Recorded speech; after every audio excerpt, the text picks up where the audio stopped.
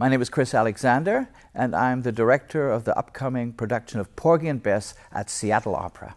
The challenge in a rehearsal stage set of staging the hurricane scene where crowd bursts out of a storm into a room where people are in shelter is even bigger because you don't have the room. You don't have the storm sounds around it. You don't have the orchestra music with it.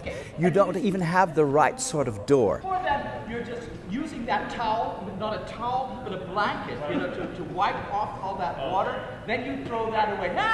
There she is, whang, like that. And then, working with two wonderful, experienced singers who have done Porgy and Bess so many times, like Gordon Hawkins and Lisa Daltirus, that's a real... Well, it's an honor, first of all, but it's also a challenge. The wonderful thing about working with Chris on this piece is that we get a chance to see it through a fresh set of eyes. I think actually in this instance, this being his first production or his first association with Porgy and Bess, works as an advantage. Porgy and Bess is just a piece of Americana. I mean, it's something that needs to be performed, is performed regularly, has wonderful audiences, and is very, very well received. So it's a piece that I will most likely always do in one way or another. There are two big duets of Porgy and Bess. The first one is where they declare their love. Bess, you is my woman now. And then there's this second scene of them. This is sort of getting them together again.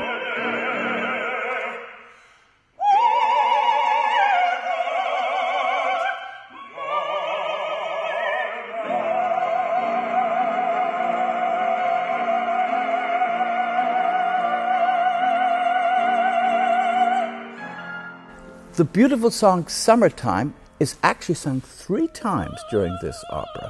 Summertime in the beginning, it's a wonderful sort of uplifting kind of summertime, but the hurricane is very different. The summertime in the hurricane scene, I sort of feel is like the un bel dì moment of Clara's character.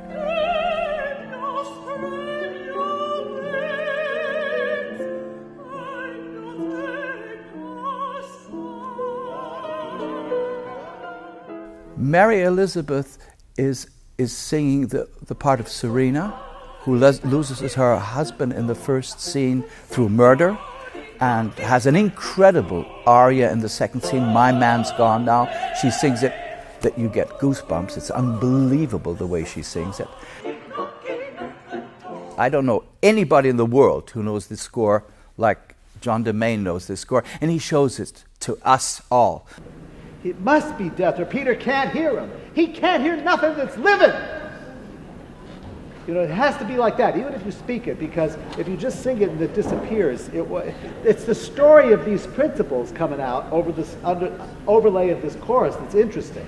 Jermaine is amazing because he's done this part of Sportin life thousands of times in so many different productions, and you nearly can't tell him anything new.